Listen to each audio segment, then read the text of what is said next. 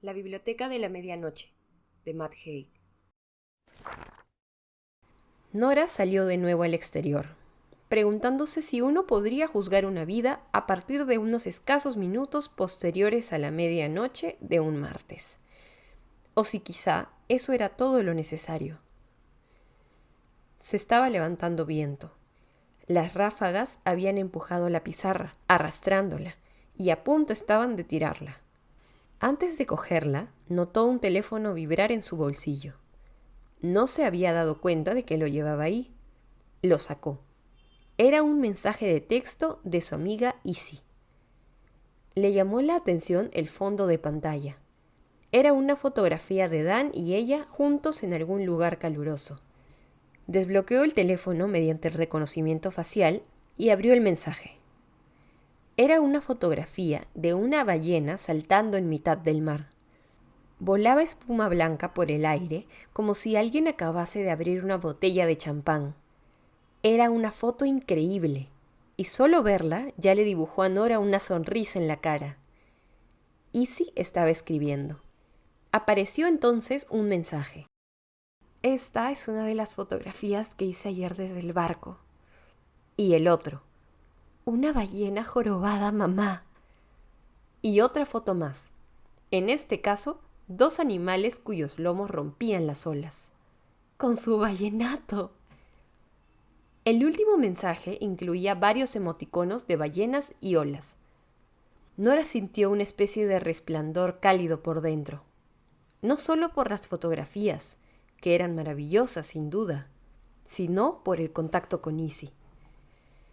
Cuando Nora había dejado plantado a Dan en la boda, Izzy había insistido en irse juntas a vivir a Australia. Lo habían planeado todo al detalle. Vivirían cerca de Byron Bay y trabajarían en alguno de los barcos de observación de ballenas. Habían compartido montones de videos de ballenas jorobadas mientras preparaban aquella nueva aventura. Pero entonces a Nora le entraron las dudas y se echó para atrás. De la misma manera que se había echado para atrás al respecto de su matrimonio, o de su futuro como nadadora, o como vocalista de un grupo musical. Pero había una diferencia. Ahora ni siquiera tenía un motivo. Sí, había empezado a trabajar en teoría de cuerdas. Y sí, sentía que debía atender los sepulcros de sus padres, pero sabía que quedarse en Bedford era la peor de las opciones posibles. Fue la que escogió, aún así. Una suerte de extraña morriña preventiva que concomitaba con la depresión la llevó a convencerse, en última instancia, de que no merecía ser feliz, que había hecho daño a Dan y que su castigo era llevar una vida de perenne llovizna y depresión en la misma ciudad que la había visto nacer, que no tenía ni la voluntad, ni la claridad de ideas, ni, la energía para emprender nada. Fue así como terminó sustituyendo a su mejor amiga por un gato. Eso fue exactamente lo que hizo. En su vida real, jamás se había peleado con Izzy. Nunca había llegado la sangre al río. Pero después de que ésta se marchase a Australia, las cosas se habían enfriado hasta convertirse su amistad en una estela vaporosa de esporádicos me gusta en Facebook e Instagram, salpicada de mensajes de cumpleaños bien surtidos de emoticonos. Subió en la pantalla de la aplicación de mensajería para ver las antiguas conversaciones con Izzy y se dio cuenta de que, aunque mediaban entre ambas más de 16.000 kilómetros, su relación había mejorado con la distancia. Cuando entró de nuevo al pub, cargando esta vez con la pizarra, Dan había desaparecido, así que cerró con llave la puerta trasera y esperó en el pasillo de entrada del pub, calculando dónde estarían exactamente las escaleras de bajada. No estaba segura de si realmente quería acompañar a ese supuesto marido suyo, algo entonado ya en ese sótano. Encontró las escaleras, que bajaban desde la parte trasera del edificio, tras una puerta que decía «Solo personal autorizado». Al pisar la alfombra de rafia beige del descansillo, vio en la pared un póster enmarcado de Cosas que aprendes en la oscuridad, una de sus películas favoritas de Ryan Bailey, que Dan y ella habían visto juntos en el cine Odeon de Bedford. A continuación, se fijó en una fotografía más pequeña que había en el precioso alféizar de una ventanita. Era una foto de su boda, en blanco y negro, de reportaje profesional. Salían los dos de una iglesia bajo una lluvia de confeti. Era difícil distinguirles la cara, pero se hacía obvio que ambos reían y reían juntos. En aquella imagen fotográfica, al menos, parecían enamorados. Nora recordó cómo hablaba su madre sobre Dan. Es un buen hombre. Tienes mucha suerte. Que no se te escape. También aparecía en la fotografía su hermano Joe, con la cabeza afeitada y un aspecto auténticamente feliz, copa de champán en mano, y Louis, aquel efímero novio banquero de su hermano, un auténtico desastre de tipo. Y también estaba Izzy y Ravi, que en esa época tenía más pinta de contable que de batería, que aparecía junto a una mujer de gafas cuya cara no le sonaba de nada. Mientras Dan estaba en el baño, Nora localizó el dormitorio.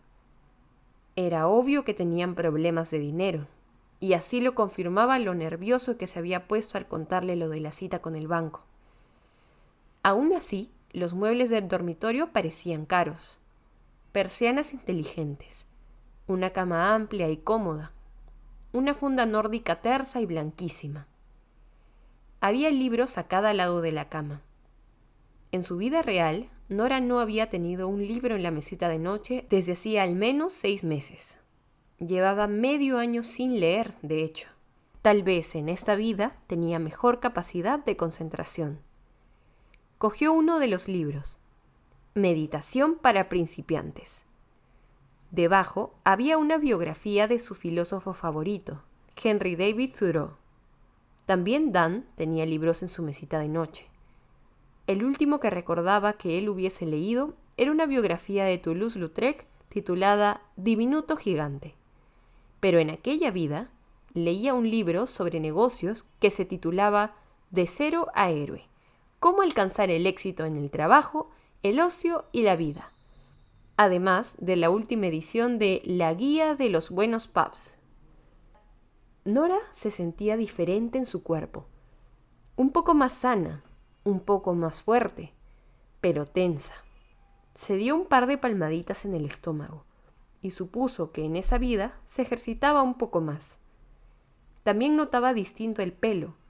Tenía un flequillo espeso y sentía que la melena le rozaba muy abajo en la espalda. Notaba un atisbo de abotargamiento mental. Probablemente llevaba en el cuerpo al menos un par de copas de vino. Un instante después oyó la cisterna del baño. Luego, gárgaras, un poco más ruidosas de lo imprescindible. ¿Estás bien?, preguntó Dan al entrar en el dormitorio. Nora se percató de que la voz de él no sonaba como la recordaba. Le parecía algo hueca, un poco más fría. Tal vez era el cansancio, o el estrés. Tal vez era la cerveza. Tal vez el matrimonio. Tal vez fuera otra cosa. Era difícil recordar cómo sonaba antes la voz de Dan, cómo era exactamente. Así funcionaba la memoria, no obstante. En la universidad, Nora había escrito un trabajo titulado Los principios de la memoria e imaginación hobbesianas. Para Thomas Hobbes, la memoria y la imaginación estaban muy emparentadas, y tras haber leído sus ideas al respecto, Nora descubrió que nunca había confiado del todo en sus propios recuerdos. Al otro lado de la ventana, el resplandor amarillento de una farola iluminaba el desolado camino del pueblo. ¿Nora?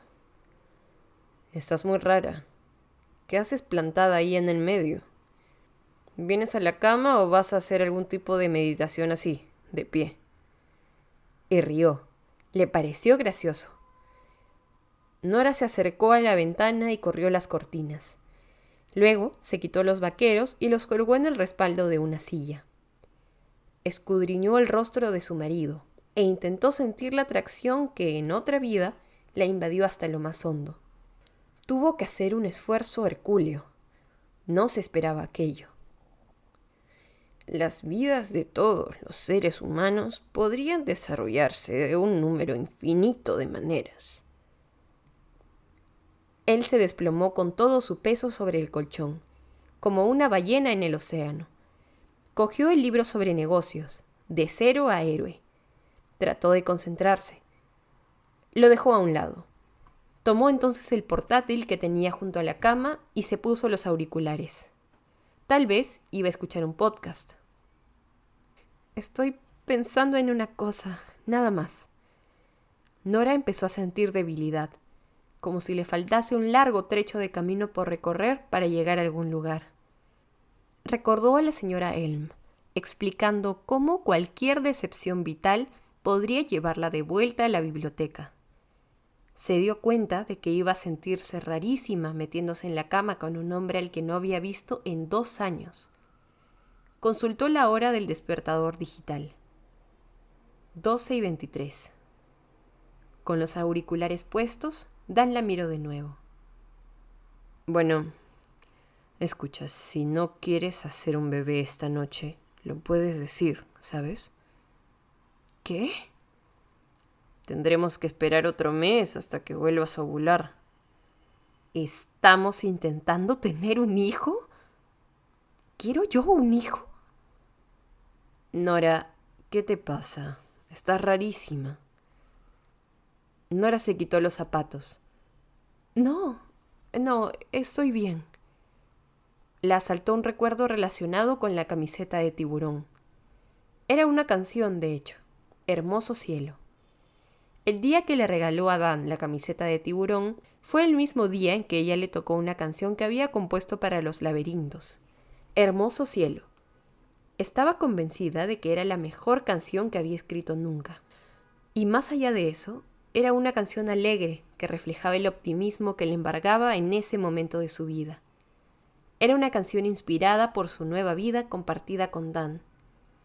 Este la había escuchado, sin embargo, como encogiéndose de hombros, con una indiferencia que en ese momento hizo daño a Nora. Se lo había hecho notar en ese mismo momento, pero resultó que era el cumpleaños de él. Sí, está bien, había juzgado. Ella se preguntó por qué ese recuerdo había quedado sepultado para no emerger hasta entonces, como el gran tiburón blanco de su camiseta desvaída. Otras muchas cosas volvían a su cabeza.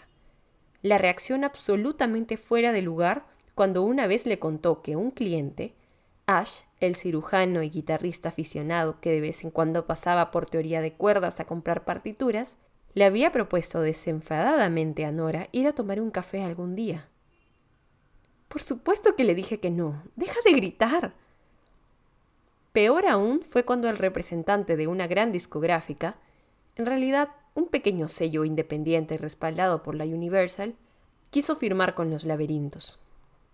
Dan le había dicho que si firmaba, era poco probable que sobreviviesen como pareja.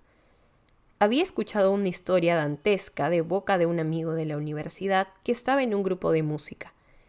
El grupo había firmado con un sello y el sello los estafó y terminaron todos en el paro y alcoholizados. O algo así. «Podría llevarte conmigo», le había propuesto ella. «Lo incluiría en el contrato. Podríamos ir a todos lados juntos». «Lo siento, Nora, pero ese es tu sueño, no el mío». A Nora le resultaba mucho más doloroso, visto en retrospectiva, cuánto se había esforzado ella, antes de casarse, por hacer suyo también el sueño del pub campestre en Oxfordshire. Dan insistía una y otra vez en que se preocupaba por ella. Nora había sufrido ataques de pánico estando en el grupo, especialmente cuando había escenarios y directos de por medio. Pensándolo bien, sin embargo, esa preocupación venía revestida de cierto grado de manipulación. «Creía que habías empezado a confiar en mí otra vez», decía él. «¿Confiar en ti? Dan, ¿por qué no iba a confiar en ti?» «Ya sabes por qué». «Pues, claro que sé por qué», mintió. «Pero quiero oírte decirlo». Bueno, pues por lo que pasó con Erin. Ella se quedó mirándolo como si fuera una mancha de tinta de un test de Rorschach en la que no fuese capaz de discernir una imagen clara. ¿Erin? ¿Con la que hablé antes? ¿Me vas a estar fustigando eternamente por un estúpido desliz estando borracho? Fuera, en la calle, el viento soplaba cada vez con más fuerza, aullando entre los árboles como si estuviera tratando de decir algo en un idioma desconocido. Esa era la vida por la que había estado doliéndose. Esa era la vida que no había vivido, por la cual tanto se había fustigado. Esa era la línea temporal en la que se lamentaba no haber existido. ¿Un estúpido desliz? Bueno, 2. La cosa se multiplicaba. ¿2? Yo no estaba bien. Ya sabes, la presión. Por este sitio. Y estaba muy borracho. ¿Te acostaste con otra? Pero no parece que hayas estado buscando redimirte, la verdad. ¿En serio? ¿Tenemos que remover todo esto otra vez? Ya hemos hablado del tema. ¿No te acuerdas de lo que dijo la terapeuta? Lo de centrarnos en a dónde queremos ir en lugar de en dónde hemos estado. ¿No se te ha ocurrido pensar alguna vez que quizá no estemos hechos el uno para el otro? ¿Qué? Te quiero, Dan. Y puedes ser una persona encantadora. Te portaste muy bien con mi madre. Y tenemos conversaciones estupendas. Pero ¿no te da la sensación de que se nos pasó nuestro momento? ¿De que hemos cambiado? Ella se sentó en el borde de la cama, en la esquina más alejada de él. ¿Nunca te sientes afortunado por tenerme? ¿Sabes lo cerca que estuve de dejarte 2 días antes de la boda? ¿Eres consciente de lo hecho mierda que te habrías quedado de haberte quedado plantado? ¡Wow! ¿De verdad? Veo que te tienes en muy alta autoestima, Nora. ¿Y no debería? O sea, ¿no deberíamos todos?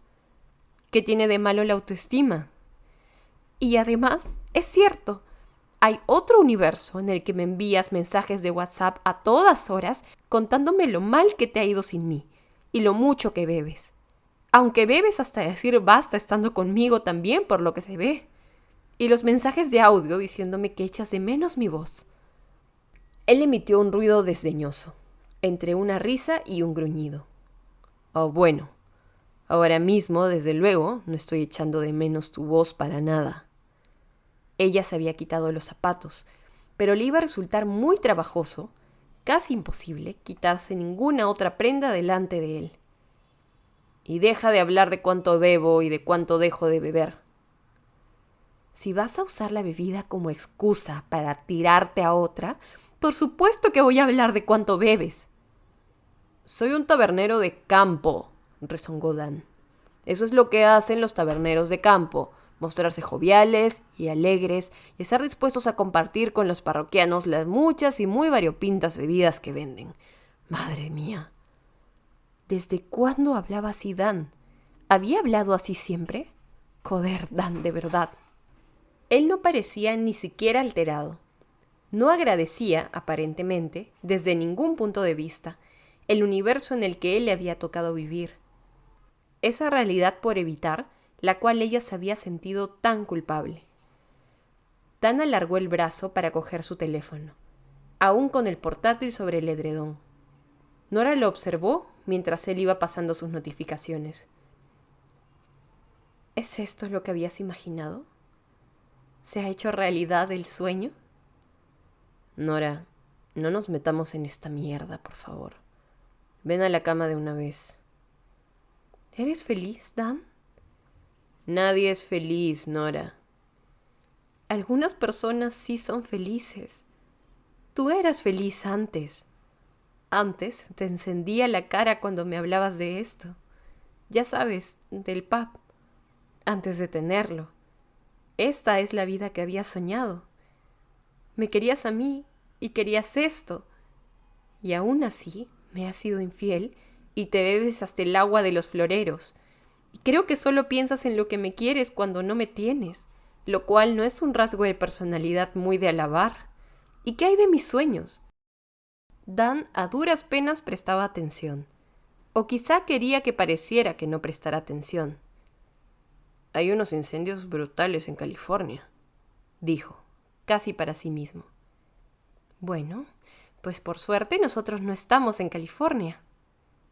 Él dejó el móvil en la mesilla y cerró el portátil. ¿Vienes a la cama o qué? Ella se había hecho más pequeña por él, pero ni siquiera así Dan había encontrado el espacio que aparentemente necesitaba. Ya era suficiente. Icoságono, le dijo ella.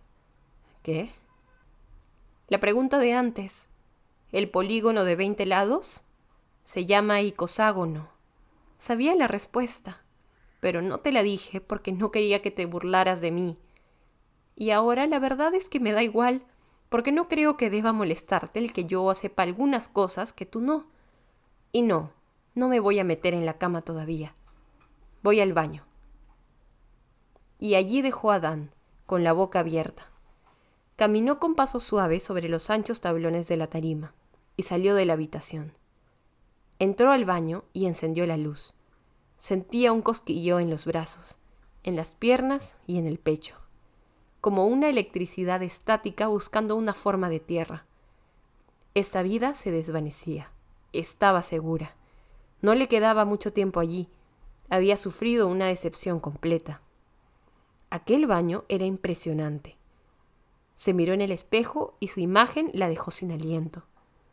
Tenía un aspecto más sano, pero a la vez avejentado.